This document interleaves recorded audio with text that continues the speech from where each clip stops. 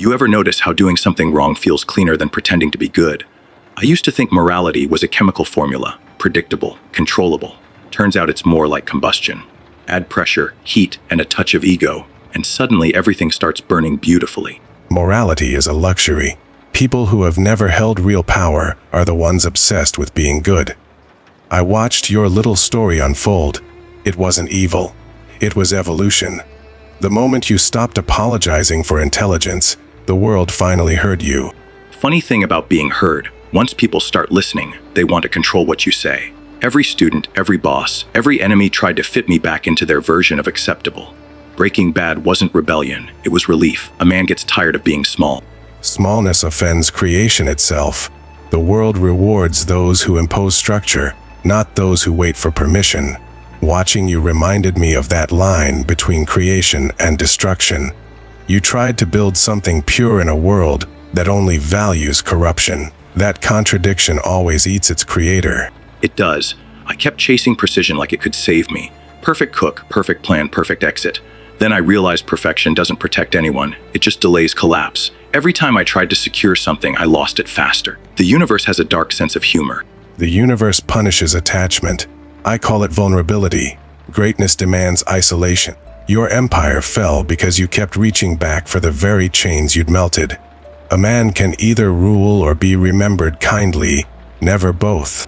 Kindness was never the goal. I spent years trying to be liked, then seconds learning it meant nothing. The only moment that felt honest was when I admitted I did it for myself. Not for family, not for legacy, just to feel alive before everything ended. Honesty rarely arrives before the end. Most men die pretending to be virtuous. You reach truth through ruin. That is a form of enlightenment. Doom respects clarity, even when it's ugly. It's the only thing that separates us from the masses begging for direction. Clarity comes at a price. I thought control would bring peace, but control just reveals how chaotic everything really is. Every action I took echoed back louder. Every victory felt smaller. Guess power isn't a cure. It's just a mirror. Power never cures. It exposes. I've seen men chase control until they dissolve into obsession. The ones who survive are those who stop seeking approval from the weak. You didn't need forgiveness. You needed understanding. There's a difference. Understanding frees a man to continue his work without apology. That's the thing. I stopped apologizing too late. By the time I understood what I'd become, there was no one left to convince.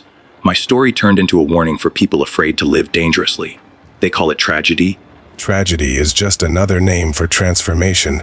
Every empire, every idea needs a body to burn first. You played your part.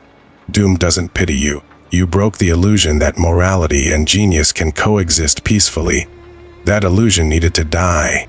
A reminder that ordinary men can still scare gods. Every generation needs someone to prove the rules are lies. You did it with science and armor. I did it with chemistry and nerve. Addiction to significance. The oldest disease of intellect. Once a mind sees the architecture of power, it can't return to simplicity. The world calls it arrogance. But what else should knowledge become? You and I both learned that enlightenment. Dominance fades too. Power ends up as a rumor told by the next generation. They turn it into myth, polish the edges, and forget the blood. I wonder if that's mercy or mockery. Either way, it's not our concern. Once you break the mold, someone else always picks up the pieces. They always do. Creation never stops devouring its creators. But I will say this. Few men earn the right to be remembered for their sins as much as their brilliance. You did. That's more immortality than most deserve.